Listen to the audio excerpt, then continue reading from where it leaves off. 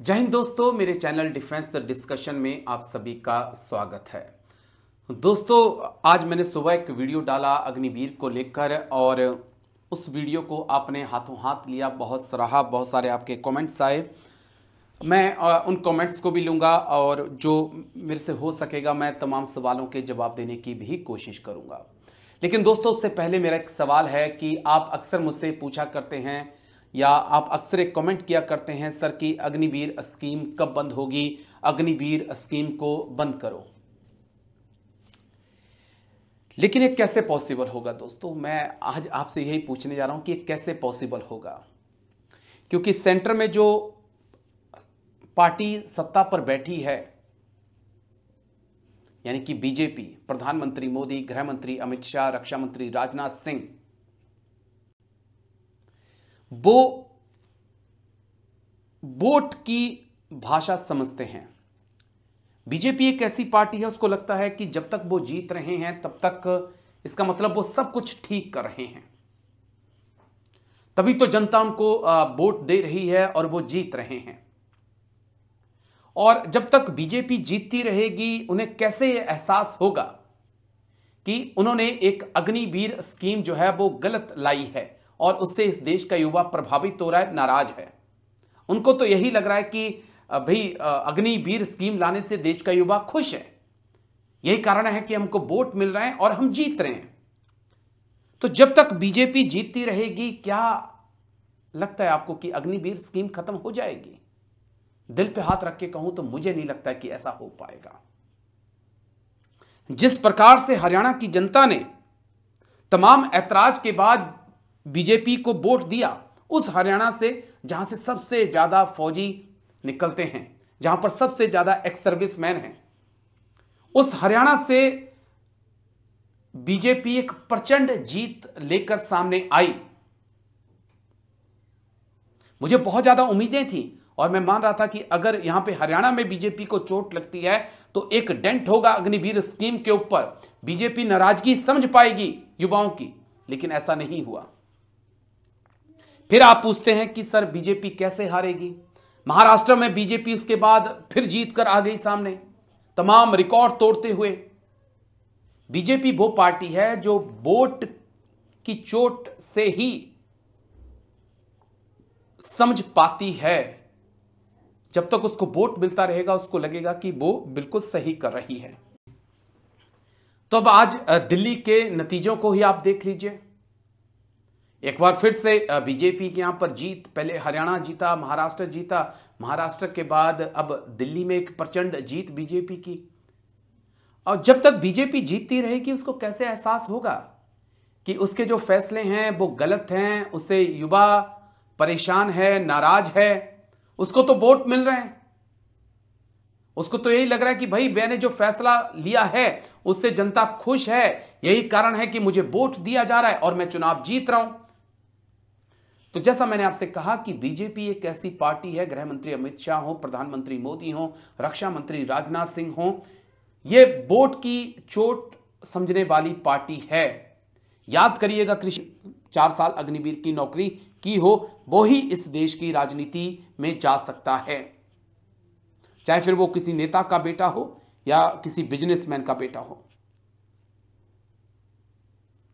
देखिए, इस देश के अंदर जो कहते हैं ना कि अग्निवीर स्कीम आने से एक देश प्रेम की भावना बढ़ेगी। हम भी चाहते हैं कि हमारे नेताओं के अंदर, बिजनेसमैन के बच्चों के अंदर, जो बड़े बड़े आर्मी जनरल्स हैं उनके बच्चों के अंदर इस नर्सरी से सब निकलें और उसके बाद इस देश को उठाने में, ग्रूम करने में मदद करें। जो आईएफएस होंगे, आईपीएस होंगे, आईएएस होंगे, जब सरहदों में जाएंगे, सियाचिन ग्लेशियर में, राजस्थान में जाएंगे अग्निवीर बनकर, तब वो समझ पाएंगे कि किस हालात में हमारा जवान रहता है और देश की सुरक्षा क्यों प्रायोरिटी है। पर क्या ऐसा होगा? अब सोचिएगा। तो ये कुछ कमेंट्स से, बहुत ज़्यादा कमेंट हैं आपके, लेकिन मैंने बस आज कोई किसी गेस्ट को नहीं बुलाया, किसी को नहीं बुलाया, मैंने सिर्फ दिल की बात आपके साथ करनी थी। और दिल की बात यही है कि जब तक बीजेपी को वोट मिलता रहेगा, भूल जाइए आप कि अग्निवीर स्कीम खत्म हो पाएगी, भूल जाइए।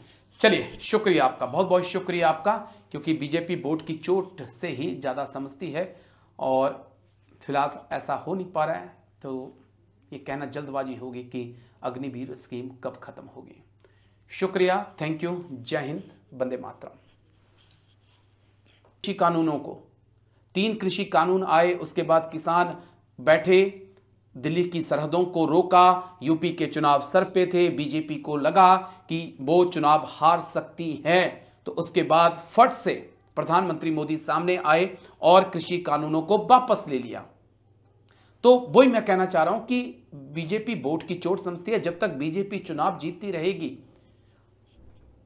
मुश्किल अग्निवीर स्कीम का खत्म होना।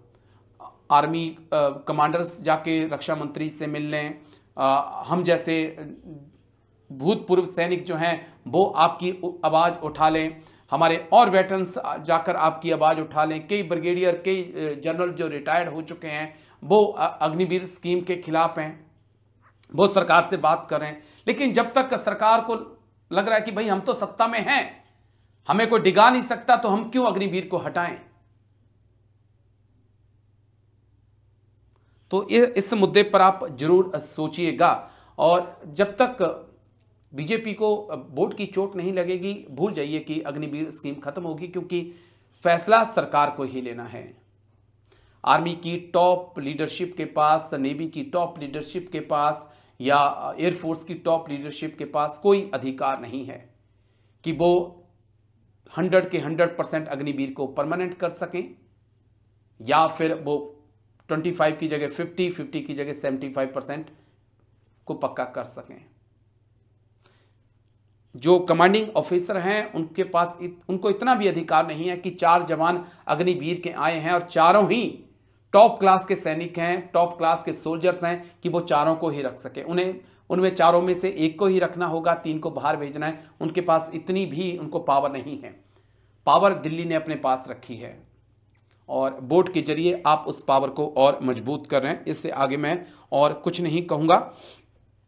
एक 2-3 कमेंट्स मैं ले लेता हूं जो सुबह आप लोगों ने मुझे किए हैं। ये हैं दुर्गा मार्सन्स हैं 5526, नो अग्निपथ योजना, नो बीजेपी। लेकिन भाई जी, बीजेपी जीत रही है, जब तक बीजेपी जीतेगी तब तक मुश्किल है।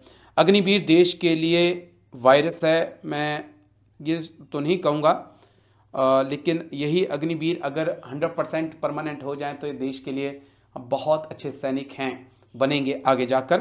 लेकिन ज़रूरी है कि ये परमानेंट हों। अग्निवीर एकदम कैंसिल कर दो, अभी आदेश होने चाहिए। अग्निवीर को असली आर्मी में बदल दो, देश की रक्षा, युवाओं का भला होगा। इस बात से मैं एग्री करता हूँ, लेकिन कैसे होगा जब बीजेपी इस प्रकार से जीत कर हमेशा आगे से आगे हर स्टेट दर स्टेट जीतती चली जाएगी। बीजेपी, जैसा मैंने आपसे कहा, कि वोट की चोट ही समझती है।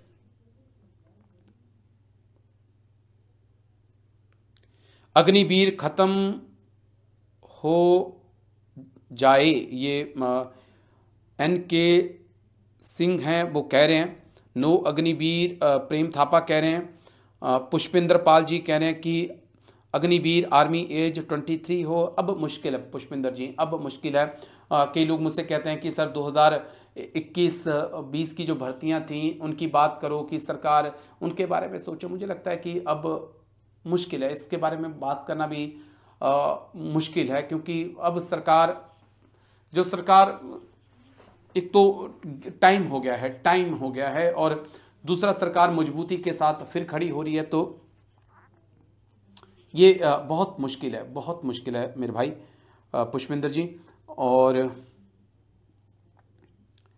आपने कई कमेंट्स किए हैं, लेकिन ये थोड़ा सा मुश्किल है 23 इयर्स करना। और कई लोग कह रहे हैं कि अग्निवीर की जो सर्विस है वो 7 साल कर दी जाए। 7 साल भी करेंगे, 7 साल, आज आप 23 साल में कम से कम आ जाएंगे, फिर आप जाके 25-26 साल में आएंगे, फिर भी आप क्या करेंगे अगर 7 साल भी अग्निवीर की सर्विस कर दी जाती है। तो छुट्टी पर सर आप वीडियो बनाओ। ये हैं रोहित कुमार, 70 दिन कम से कम हो। मैं इस बात से आपसे बहुत एग्री करता हूँ रोहित कुमार जी। मैंने कई वीडियो बनाए हैं जहाँ पर मैंने कई सीनियर जनरल से भी बात की है इस छुट्टी वाले मसले को लेकर, और मेरा यही मानना है कि छुट्टी में कोई भेदभाव नहीं हो सकता है। छुट्टी अगर परमानेंट सोल्जर को 90 दिन मिल रही है तो जो अग्निवीर है उसको भी 90 दिन ही मिलनी चाहिए। छुट्टी में भेदभाव नहीं हो सकता है। ना जाने क्या सोचकर छुट्टी में भेदभाव अग्निवीर के साथ किया जा रहा है। छुट्टी तो बराबर होनी चाहिए। आपने सैलरी भी कम दी है, छुट्टी भी कम दे रहे हैं, तो ना जाने इस स्कीम को किसकी दिमाग की सोच थी। और एक हैं जय श्री राम जी बनबन, जिन्होंने एक बड़ा अच्छा कमेंट किया है कि ऑल सेंट्रल गवर्नमेंट सर्विस में मैंडेटरी होना चाहिए अग्निवीर सर्विस। मैं तो भाई जी यहाँ तक वीडियो बना के कहता हूँ कि जो IAS IPS हैं या NDA के जो अफसर निकल रहे हैं, जो इंडियन आर्मी को कमांड कर रहे हैं, एयरफोर्स में जा रहे हैं, सबके लिए ही अग्निवीर स्कीम रखी है कि पहले आपको 4 साल जो है अग्निवीर बनना पड़ेगा। अग्निवीर में से आखिरी साल में से फिर एक टेस्ट होगा। इस नर्सरी में से एक नर्सरी है ये, उसमें से फिर देखी जाएगी कि यहाँ टेस्ट लिए जाएंगे, फिर यहीं से IPS भी निकलेगा, यहीं से IAS निकलेगा, यहीं से IFS निकलेगा, और यहीं से जो है तमाम जो दूसरे बड़ी अधिकारी हैं वो निकलेंगे। लेकिन सबको 5 साल 4 साल कंपलसरी हो कि वो अग्निवीर बनेंगे। उसके बाद ही वो देश की नेता भी बनना चाहते हैं, पॉलिटिक्स में जाना चाहते हैं, तो ये जरूरी कर देना चाहिए कि उसने 5 साल जो है अग्निवीर